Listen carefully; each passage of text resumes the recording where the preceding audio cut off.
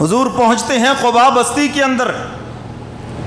ایک یہودی دیکھتا ہے کہ بڑے لوگ دوپہر کے وقت آ رہے، کیونکہ حضرات صحابہ کرام روزانہ آ کے کھڑے ہو جاتے حضور کے استقبال کے لیے.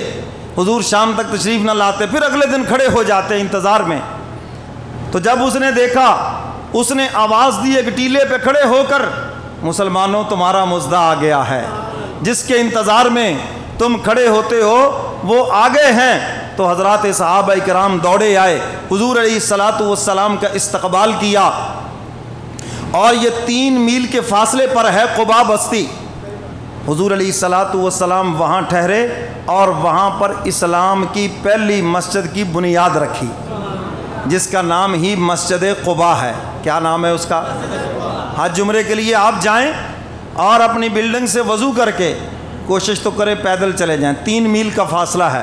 اور اگر صحت نہیں ہے، تھکاوٹ ہے، بڑھاپا ہے، بیماری ہے، فرض واجب نہیں ہے، پھر آپ سواری پہ چلے جائیں، لیکن وضو اپنی بلڈنگ سے کر کے جائیں. وہاں جا کر 2 نفل پڑھو گے، مقبول عمرے کا ثواب. مقبول یعنی قبول شدہ، کوئی شک شبے والی بات ہی نہیں ہے، قبول عمرے کا ثواب. اللہ ہم سب کو نصیب فرمائے. تو حضور نے اس مسجد کی بنیاد رکھی. قرآن کریم میں اس مسجد کا تذکرہ ہے. فرمایا لمسجد اسس علی التقوی من اول یوم احق. حق تعالی فرماتے ہیں یہ وہ پہلی مسجد ہے جس کی بنیاد ہی تقوی ہے. جس کی بنیاد کیا ہے؟ تقوی ہے، خوف خدا ہے، اللہ کا تعلق ہے، یہ بنیاد ہے. اور مسجد بنانے کا مقصد بھی یہی ہونا چاہیے کہ اللہ راضی ہو جائے. آج اللہ کی مسجد ڈھونڈنے سے ملتی ہے. کیوں جی؟ اے جی فلانے چودھریاں دی مسجد ہے جی، اے فلانے مسلک دی ہے جی، یہ فلانے کی ہے، یہ ٹمکنے کی ہے، یہ جناب فلاں برادری کی ہے، یہ جناب فلاں ایک گاؤں میں مسجد ہے 3 اور، یہ کس کی ہیں جی؟ یہ فلاں برادری کی، یہ فلاں کی، یہ فلاں کی. اور اللہ کی مسجدیں بہت تھوڑی ہو گئیں.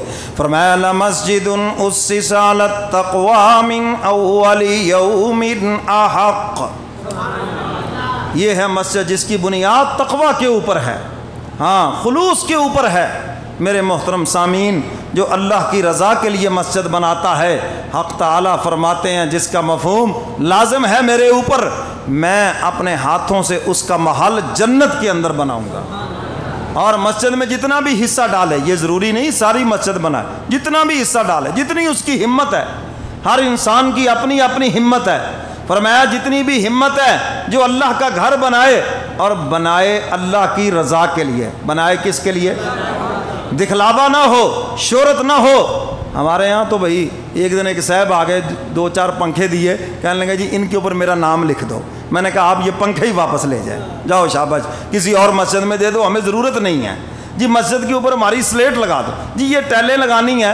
میں نے کہا یار ہمیں فرش کی ضرورت نہیں، جی ٹیلیں لگانی ہے، تاکہ جو بھی آ کے پوچھے یہ اتنی خوبصورت ٹیلیں کس نے لگوائی ہیں، ہمارا نام آ جائے. لو میرے محترم سامعین، شہرت کے پجاری اللہ کے ہاں ان کا کوئی اجر و ثواب نہیں ہے، چاہے وہ مسجد بنائے، چاہے وہ کچھ بھی بنائے، جب تک اللہ کی رضا مقصود نہ ہو، مولا کو راضی کرنا مقصود نہ ہو. اور جو شہرت کے لیے ہے، اور شہرت تو ہو جائے گی، لوگ تو کر دیں گے واہ واہ، لیکن اللہ کے ہاں کوئی اجر و ثواب نہیں.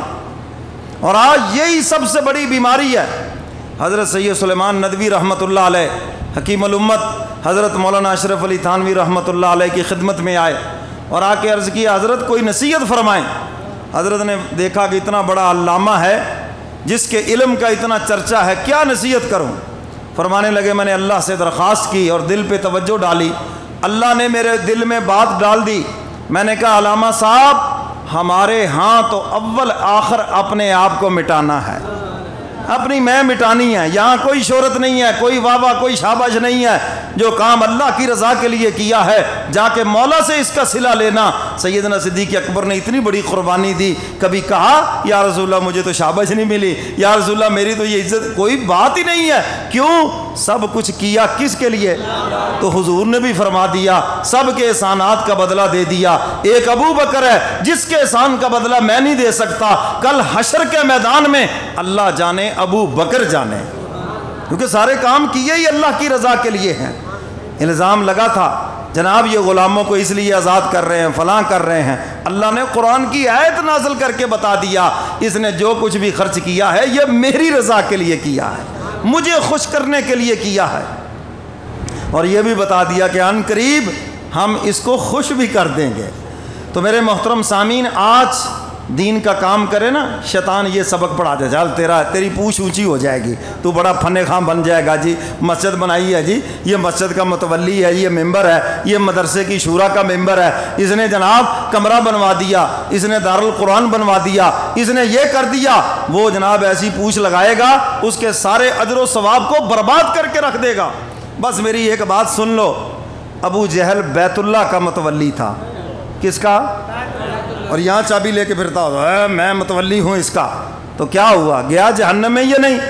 اگر تو مسجد بنائی ہے خدا کے لیے تو اجر و ثواب ملے گا، اور اگر کیا ہے کام شہرت کے لیے، نمود و نمائش کے لیے، نام اونچا ہو جائے، پھر آخرت میں کوئی اجر و ثواب نہیں، ہاں دنیا میں بلے بلے ہو جائے گی جی، بہت اچھا جناب آپ نے گھر بنا دیا، بہت اچھی ٹیلیں لگا دی ہیں، یہاں سے لے کر لاہور جاؤ اور یہاں راستے میں کوئی 150 مسجد ہے اور ایک سے بڑھ کر ایک ہے، اگر خالی خوبصورت بنانے پر ہی جنت ملتی تو پھر ان ساروں کو جنت کے سرٹیفکیٹ تقسیم کر دو جا کر۔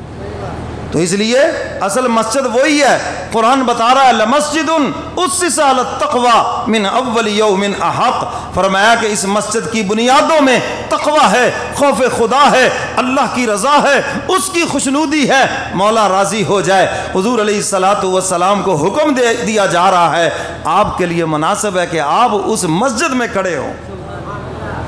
تو میرے محترم سامعین، اس کے مقابلے میں منافقین نے مسجد بنائی، مسجد ضرار، اور جس کا مقصد کیا تھا؟ مسلمانوں میں تفریق ہو جائے، جس کا مقصد کیا تھا؟ لوگ یہاں آنے لگ جائیں۔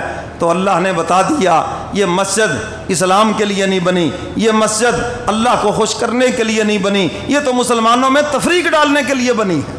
تو حکم دے دیا گیا گرا دو اس کو، کوئی ضرورت نہیں ہے۔